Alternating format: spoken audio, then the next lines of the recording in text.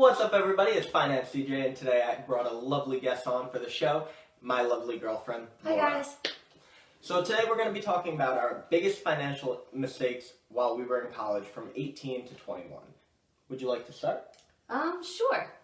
So most of my spending definitely was shopping for clothes that I didn't need. I definitely had a problem, as most of us do. And would you say you fixed that problem? Yes. I mean, the pandemic definitely helped. There's nowhere to go, so there's no need for the clothing. But yeah, that was definitely one of my biggest things. Okay. I think my biggest thing was the first decision I made right out of high school. My mom kept trying to get me to go to our community college here, and instead I wanted to go to a private school just because I didn't want to be one of those kids who went to community college, and that was definitely the biggest mistake I made because instead of coming out with only like $8,000 worth of student loan debt, I came out with $26,000 worth of student loan debt. So that was my biggest mistake. But Laura here went to state colleges, which were a little cheaper. So you want to talk about how much student debt you came out with? I came out with $7,500 of student loan debt. Most of my money, I'll be honest with you guys, in that I had money from my grandparents, so I was lucky in that sense that I didn't need to take out loans when I first went away. And then when I came home, I went to a local school, so it was cheaper. But my biggest tip for you guys would be, if you're taking out a loan and you have to do it by yourself like I did, would be to make sure you know what you're taking out. I took out a loan that was super predatory. I had no idea what I was signing up for, but I needed the money to pay for the semester, so I kind of just did it and hoped for the best later on in life, and then found out that the interest rate was like 12%, and I was owing more than the loan was worth only after like 6 months. So definitely make sure you know what you're signing up for. Now, just to be clear, you signed up for a private student loan and you didn't go through FAFSA, right? Right. That was another mistake. I was kind of hoping I didn't need to take out a loan, that I would figure it out since I was commuting and it was a state school. And I just never kind of got it together. So I panicked and got a private loan through Discover. And the interest rate was crazy high. But luckily I was able to pay it off. For everyone watching, now, what I'm talking about is the Federal Financial Student Aid Loan Program, and with that you can get loans from the government which also have a fixed interest rate, which will help you in the long run, especially now when we're seeing student loans in forbearance. My student loan was in forbearance, but yours was not. It was not in forbearance. I will say that my rate was fixed because I was paying it while I was in school still.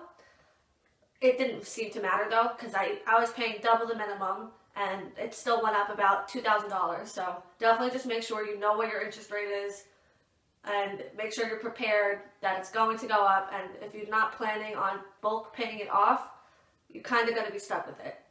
And you just touched on another thing that I wish I did when I was in school, which would be paying off my student loan while I was in school. Now, I worked all through college. I worked 2 jobs through college, and I think the biggest thing for me was not paying off my student loan at all, and that's why when I came out, I still had $2,000 more than what I took out for. So if I would have paid that down a little bit more while I was in school, that it would have made my life a little easier coming out of school. But enough about school. We're going to talk about maybe some coffee spending habits that I know I was bad with, and I'm sure Laura can speak for this as well. Yeah, I definitely was buying coffee 3 times a day in between classes as like a reward. It's like a reward. For going to class. Yeah, I was spending like $20 or more a day on just coffee alone, making minimum wage at my part-time job. So the fact that I was able to actually like afford that is astounding on its own. But definitely don't do that. And not to brag on Laura, I was the same way. I would get coffee right before I went to school at 8 in the morning, and I would get coffee right in the middle of the day for school in between my classes, and then I would get coffee right before I went to work because I was working from 6 p.m. to 1 a.m. So it was a long day for me. So needed that coffee, but probably could have cut back a little bit and saved some money.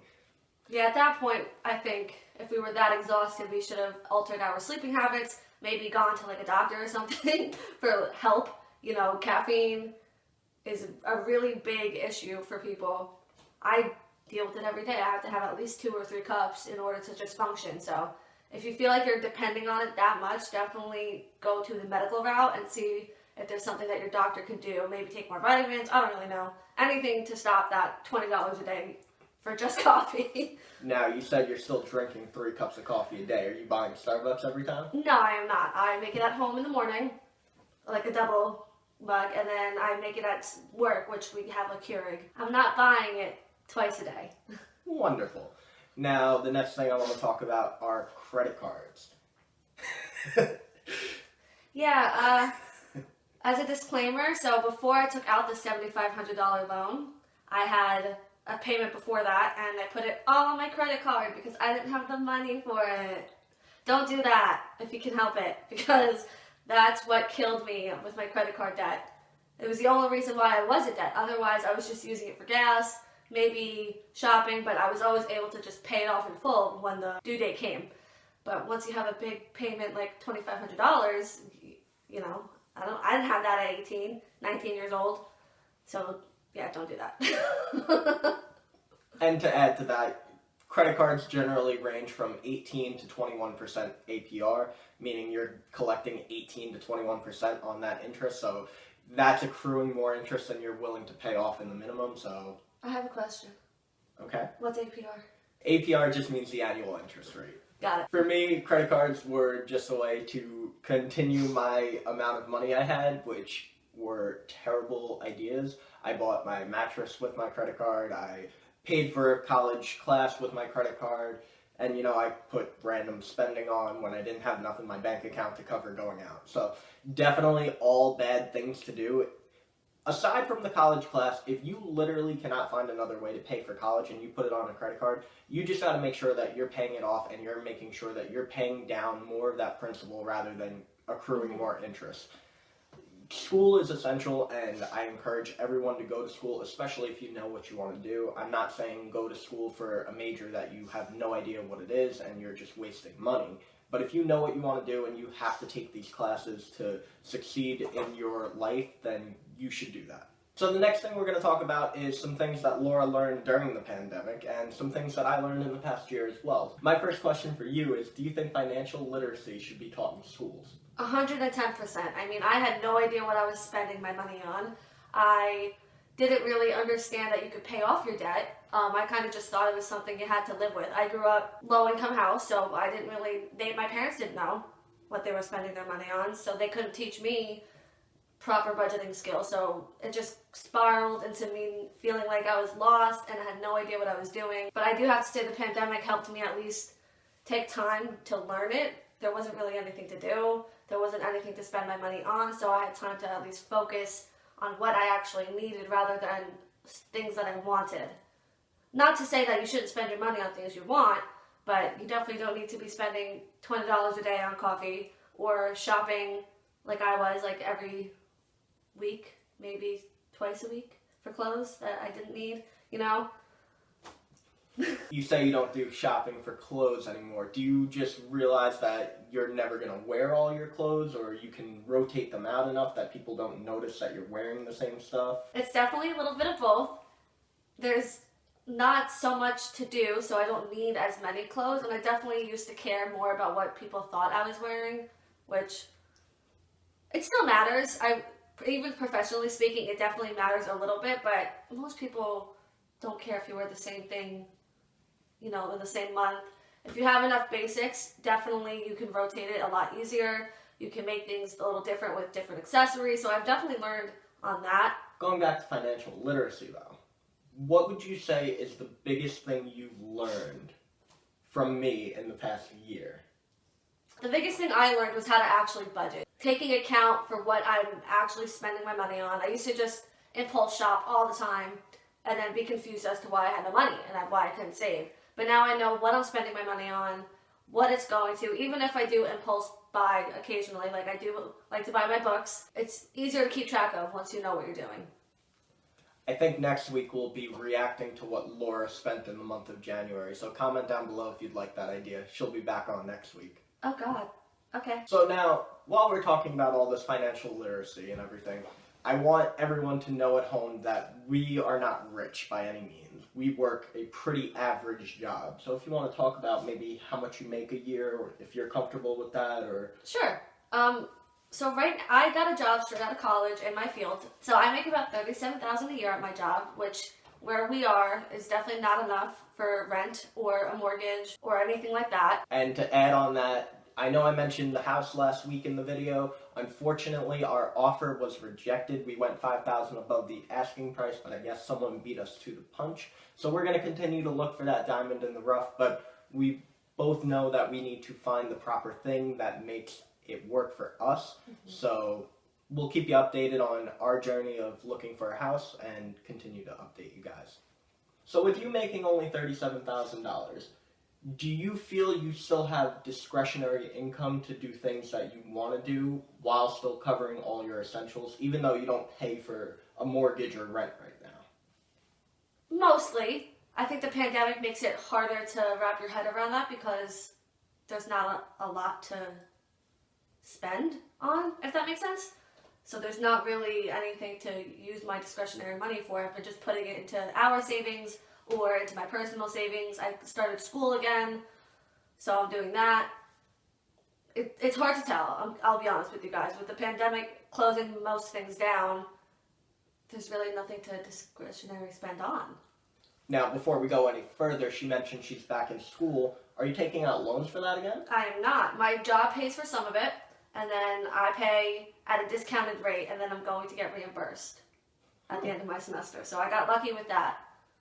So for anyone watching at home, you can definitely look into if your job does any sort of school support system where they will help you pay for school and get you a better degree. And Laura's taking advantage of that at her job. The last thing I think we should talk about is how would you tell someone who is in a situation where they need a new car to get a new car? I think the best way to get a new car would be know what kind of car you want. I only wanted the Kia Soul, which everyone's going to hate on me for, and that's fine. Hate down in the comments below. But that's really what I wanted. I knew what I wanted. I knew what I was comfortable spending, at least getting the car loan out for. I did have about $2,000 saved, and then I had an extra $1,000 for my car insurance saved up.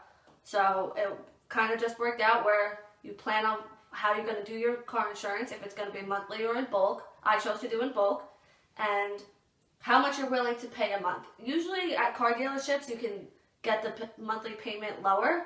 I don't have those negotiating skills, I'm going to be honest, so I kind of just took what I could. I kind of regret that. I wish that I did haggle a little bit more, but my monthly payment is a little high, considering. It's actually below the national average. Well, look at that. Apparently it's below the national average, guys. So for the record, she pays $291 for her car a month. The national average is about $350 to $400. Wow. Could you imagine spending $400 a month on your car? No. That's another thing. The reason why I do my car insurance in bulk is because I knew I couldn't afford the car payment and the monthly car insurance.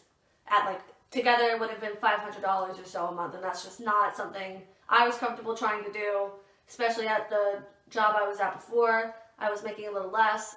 It didn't work out, but I was lucky enough to figure out how much I could afford, how I was going to afford it, and execute it that way. So make sure you have a plan, make sure you know what car you want, and learn how to negotiate what your monthly payment is. That way you don't get stuck with a higher payment, like me. And maybe also bring someone along who knows a little more. They can also help you talk to people and give you that extra breathing room when you need to take a step aside and speak to them about it rather than just talking to the salesperson directly, because sometimes they can be a little over the top and overbearing on you where you can't get that chance to think about the decision you're making before you make it. So I think that wraps up about some growth in our financial literacy, some mistakes we made in our earlier years. Anything you want to add? No, I think I'm good. Thanks so much for joining us for another episode. Don't forget to come back next Monday. We're going to be reviewing Laura's finances in the month of January. We'll see what she spent and how much I could yell at her for. As always, I post Monday and Friday. Don't forget to join me. Don't forget to like, comment, subscribe, hit that notification bell if you want to know when my videos are posted. And feel so kind to share the video. It helps me reach more people trying to grow the Finance CJ brand. And maybe we'll have Laura on for some more episodes. Until next time, good night, guys. Bye, guys.